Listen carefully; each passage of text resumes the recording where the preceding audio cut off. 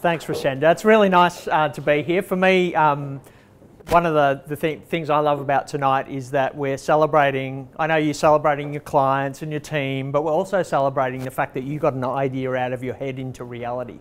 And I think that's a rare commodity in today's world. We give each other and we give our children and we give each other permission to dream a lot. When I was growing up, the most common question I was asked growing up was, what do you want to be when you grow up? My parents asked me that all the time, and pretty much every adult I ever met, that's a standard opening line with kids, and I hear people saying that to my kids, and I hear myself saying that to my kids, and we give children permission to dream about what they can be.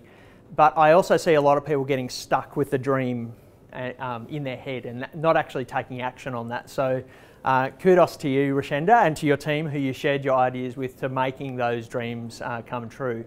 And it's quite unbelievable to see how far you've come in just 2.5 years.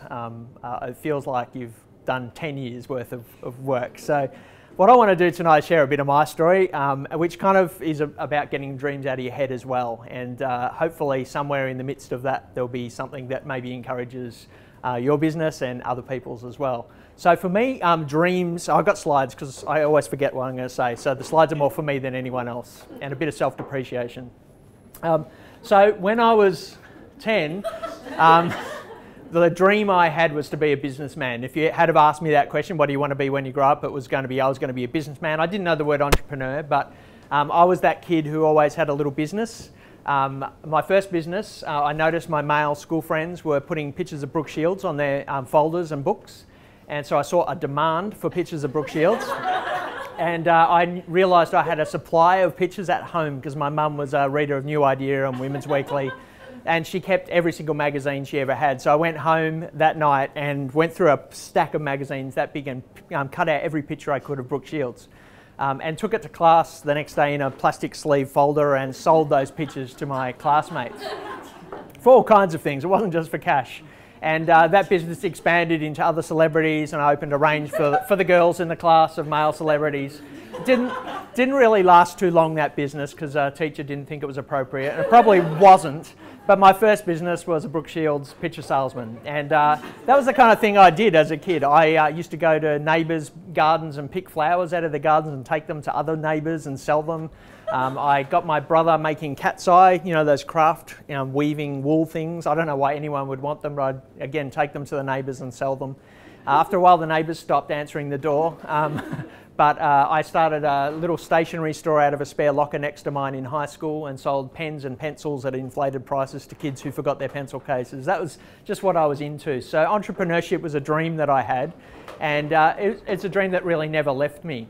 As I got older, I got physically challenged in different areas. I had bright red hair, but philanthropy was something that I also had a dream for. I never, again, used that word, but I grew up in a family where I saw my parents noticing the needs around us. My dad was a minister of a church, and so we used to get people knocking on our door all the time who were in real need, who needed food or needed a place to sleep, and it was fairly regular occurrence. Us kids would wake up in the morning and then find some stranger sitting at our breakfast table eating cornflakes next to us.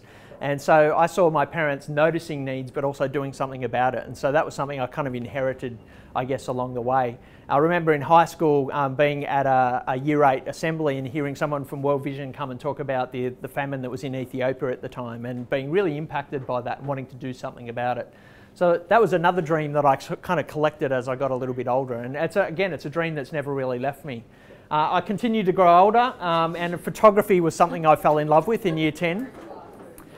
Very 80s, I know. It was probably about 1987, that photo, and I took a Year 10 photography class and just fell in love with capturing images, developing images, and I started to dream about being a photographer. Around the same time, I took a public speaking class, which was really unusual for me because I was very, very shy. I had trouble talking to my best friends, let alone a room full of strangers, but I found that I could do it, and I really enjoyed speaking. And so again, I began to dream about that type of thing.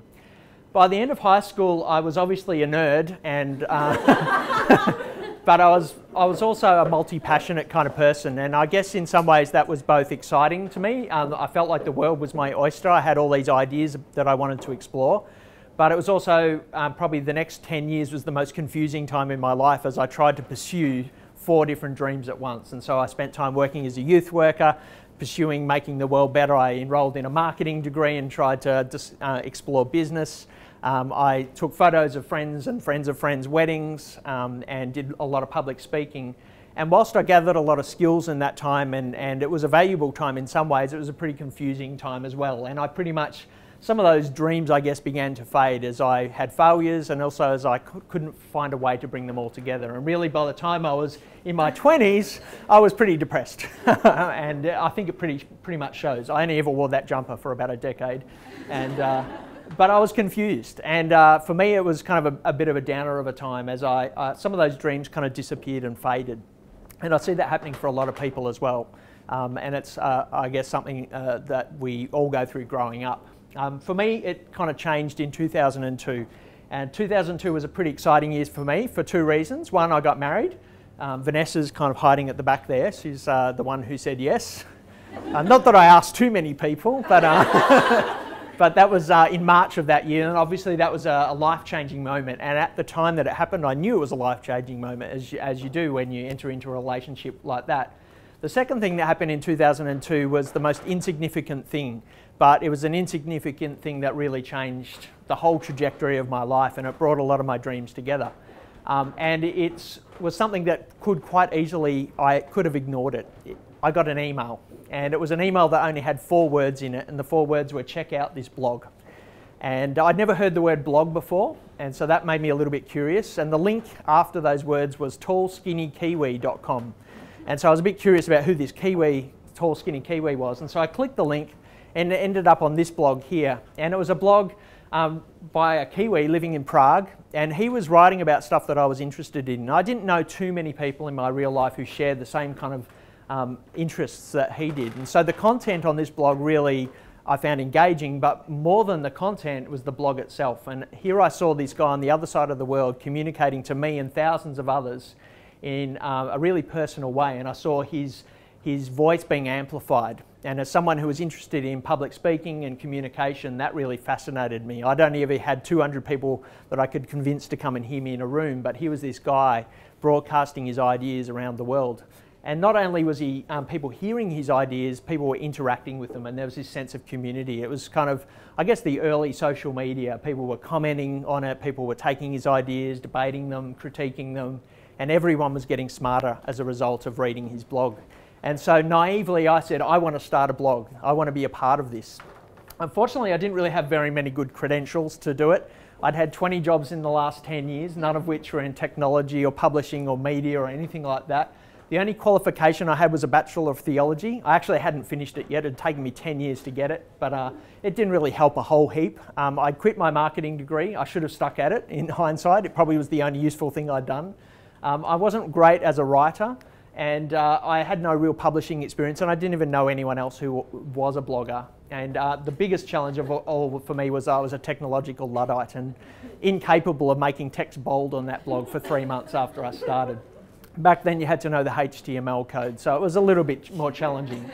But naively I started my first blog. It was a blog called Living Room, and it was in 2002, and it was really, in reality, it was a personal blog. I wrote about 25 different categories over the years that I had that blog. And every month I tended to go off on a new tangent and start writing about something else. So it pretty much was an extension of what was going on in my brain, which was slightly scary. But for some reason, people started to read it. And as I experimented with different voices of writing and new topics, I got more confident and more readers. And I still remember that day when someone I didn't know left their first comment, and I was like, this is freaky, this is really weird. But that became a normal thing for me, and I actually started to meet some of those people in real life, which was even more freaky, probably more so for Vanessa than me when I dragged her to meetups. But I eventually met someone who did know how to make text bold on a blog, and so she designed my blog for me. And then I started another blog, which was a photography blog. And this blog was a bit of an accident. It was going to be a photo blog where I shared photos of a trip that we were taking to Spain and Portugal and Morocco. On my brand new digital camera, I bought this little point and shoot camera. It was 1.2 megapixels, and it was about $800. And I was ripped off, but I wrote a little review of the camera as well. And it turned out no one looked at any of the photos, but the camera review ranked #1 on Google. And it was getting about 200 or 300 visitors a day to this little 300-word review. And so the entrepreneurial lights started to go on in my mind for the first time in years, because that was a dream that I'd kind of put aside. And I began to ask myself, what would happen if I had 10 reviews? What would happen if I had 100 reviews? And so I transitioned that blog into a camera review blog, where I talked about cameras, new cameras that were coming out, and aggregated reviews that other people were writing around the web. This blog actually was the first commercial blog that I had. I began to experiment with using Google's AdSense program, paste a little bit of code onto your site and an ad appears, and if someone clicks the ad, you get paid. And you don't get paid very well. At first it was like a few cents a day, and then it was $1 or $2 a day, and I was able to buy coffee every 3 days. And then it gradually grew into $10 a day, and then $20 a day, and then I realised I had a part-time job on my hands, which was kind of handy because I'd had 2 or 3 other part-time jobs at that time, so I was able to slowly give up some of those other jobs and focus more and more upon blogging. In 2004, I started a blog called ProBlogger, which is a blog about blogging, which is very sad, but it actually is one of my main blogs today. When I started ProBlogger, it was the blog I wanted to read. No one was writing about how to monetize blogs. And when I started it was quite controversial because blogging was seen as a very pure medium, and to monetize a blog was evil. Well, some people thought that, and it polarized other people, and other people really jumped into it. And since 2004, there's been thousands of people who've started blogging and making money from blogs, and ProBlogger's been a part of that, which I'm really proud of. And in 2006, I transitioned my camera review blog into something I actually was passionate about. I didn't really like reviewing cameras. I prefer to take photos and teach people how to do that. So Digital Photography School is my main blog today, and that's about how to take photos. To cut a long story short, there's a whole heap of numbers that I can share with you which make my mind boggle because I really had no training in any of this stuff. And there's been opportunities to write books and to publish ebooks and now have a team of people that work with me to produce the blogs. But for me, I guess the main thing that I'm most happy about is that some of the dreams are coming true. And I found a place where I can intersect those passions that I had earlier. Entrepreneurship is a big part of what I do. I not only have a business, but I teach other people how to have a business now too. And so that's a big part, that's a dream coming true. Communication obviously is a big part of what I do in the written form, but we also do webinars and now run an event and do speaking engagements around the world, which is again another dream come true. And photography is a big part of that too. And for me, this area of service or making the world a better place was something that I still had as a dream, but I didn't really know how to bring to this. And this is something I see a lot of business people struggle with. How do you make the world a better place, but also have a business? How do you keep the bottom line? And how do you do something that you're passionate about that perhaps isn't directly connected to that? And so over the years, I've experimented with a whole heap of ways of doing that. One of the early ways that I did it was to have a blogathon where I blogged for 24 hours straight. Every 5 minutes I had to publish a blog post to raise money for different charities like Oxfam. We had a goat-o-meter on the side of the blog where we were raising enough money to buy goats. By the end of 24 hours my blog posts weren't very good, but we raised enough, 20 or 30 goats, and that was part of that journey. But I always wondered if there was something more that blogging could do. And so I was at a meeting. I don't know if you were at the meeting, Rashenda, but you were part of the network where I met Marcus from CBM. And CBM's a not-for-profit that does work with people with disability in developing countries. And I began to talk to Marcus about this kind of passion that I had, this secret dream that I had to do something with my blogs to make the world better in that way. And he said, well, it just so happens I work for CBM and we'd like to talk to you about that too. And I ended up going to Tanzania for a week. And really the trip was asking this question: what would happen if we took this microphone that gave me a voice and put it in front of someone like Amina? Amina I met in the orthopedic ward in Dar es Salaam in Tanzania. And it was something probably visual at first that captured me. She was in a blue hospital gown and sitting in front of this bright orange wall. And as a photographer, I was like, oh, I've got to take this photo. And then as I looked at her and saw her eyes, I saw something really deep in her. And so I asked my interpreter if we could sit down and talk to her. And she just shared the most incredible story for me. We talked for about an hour and a half. And she was born with quite severely bowed legs. And as I was talking, I realised her hands were really calloused and leathery, and so were her knees. And she told me that to get to school every day, she had to drag herself a kilometre every morning and then go home every night in that way. And as I was listening to her, I was thinking she is the most incredible, inspiring story. She's not someone to be pitied, she's someone to be admired. And isn't it great now that we've got social media and can put that microphone in front of her? At the end of our conversation, I asked her, what's your dream, Amina? And I thought she'd say to walk, because she was in hospital getting an operation that would hopefully help her to do that. She didn't even mention walking, she just wanted to be a doctor because she wanted to help kids like her. And so it was great to be able to tell her story. We created a series of videos and blog posts and image collections of our time in this hospital, in the orthopaedic ward, in the fistula ward, which is really eye-opening for an Aussie bloke to go in and talk about maternal health issues. But these women just shared incredible, inspiring stories as well. And seeing cataracts actually sucked out of eyes in operating theatres and that kind of thing was pretty amazing too. So for me, this was kind of the last dream coming true, and I was really nervous about it because my blogs are about blogging and photography, not about disability or Tanzania.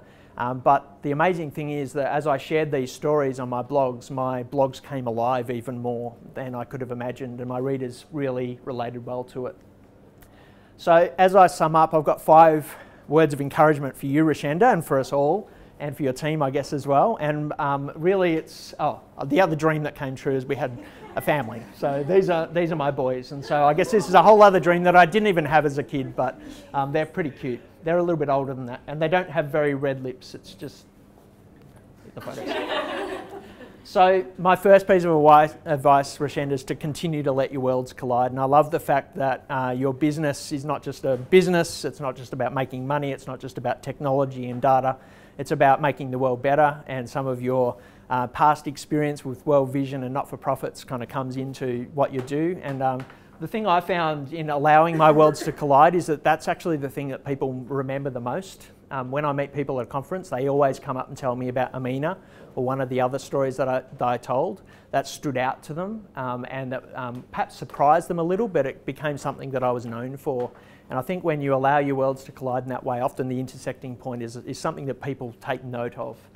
The second thing that has really been a big thing for me, and something I talk about quite a bit, is looking for the little things. People often open conversations saying, what's your next big thing? The reality is every big thing in my life started as something tiny and insignificant, like that email that someone sent me. So pay attention to the things that make you curious, that give you energy, that keep you awake at night, and water those little things, and they'll grow into bigger things. Be a change agent. As a blogger, I know that the best blogs are the blogs that impact people. They leave people tangibly different. They mark people in some sort of a way. And as I think about businesses, the same thing is true. We look at all the big businesses, all the great businesses around us, and they're people that actually, or they're businesses that change the world in some way. They disrupt things, they change things, and it's the same with people as well. So I'm not encouraging you to go and tattoo everyone, but leave a mark and be a change agent. And this is something that I was even looking on your website earlier today to try and find out where tonight was, because I didn't get an invitation. No, it's all right. And I saw this word meaningful numerous times, and I already had this slide in, and I know doing meaningful work is something important to you, but it really strikes me that social media at the moment is full of so much fluff. It's full of people with strategies to get eyeballs, but not strategies to actually make a difference. And so really encourage you to continue to do meaningful work that does have a tangible difference, because that's what stands out in this era of fluff, and it really stands out a heap.